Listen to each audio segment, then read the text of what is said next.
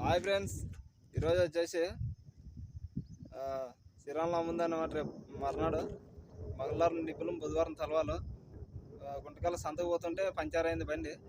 చూడండి, ఈ మధ్యలో అయితే నిలబడినాము.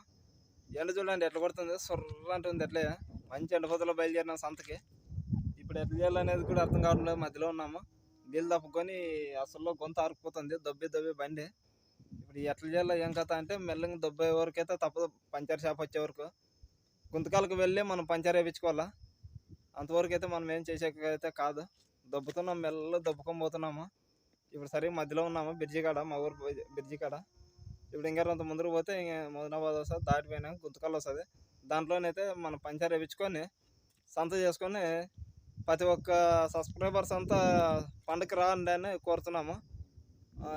మా ఛానల్ కానీ నచ్చినట్లయితే లైక్ చేసి, షేర్ చేసి, కామెంట్ చేసి, ప్లీజ్ సబ్స్క్రైబ్ చేయండి. ఎందుకంటే ఇప్పుడు చూడండి, మా తిప్పులో పక్కలో రైలు కూడా వస్తుంది, కానొస్తుంది రైలు. మీకు అక్కడ కానొస్తుంది కదా.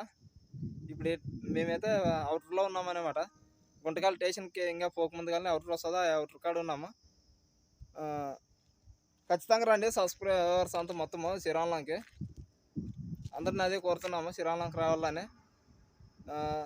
తేరు జరుగుతుంది మా ఊర్లో బాగా. తేరు చూసి అందరూ కర్జకాయలు అయితే చేస్తాము. కర్జకాయలు తిని కావాల్సింటే పోదురు. కావాలంటే కురాకు పెడతాము. కావాలంటే ఒకనాడు ఉండండి, కురాకు పండుగ వస్తుంది.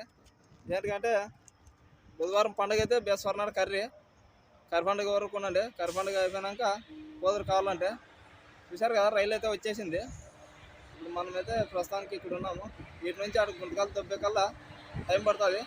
ఆడ గుంతకాల్లో పంచర్ వేసేది కూడా మీకు వీడియో చేసి చూపిస్తాము, కావాలంటే చూడండి.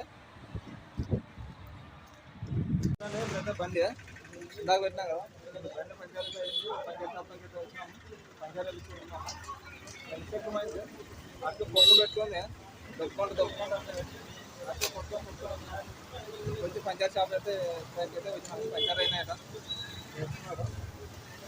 అయితే తెలుసు. ఎందుకైతే సొంత గారి అట్లా ఇదైనాయి, తర్వాత చూపిస్తాం. Okay friends.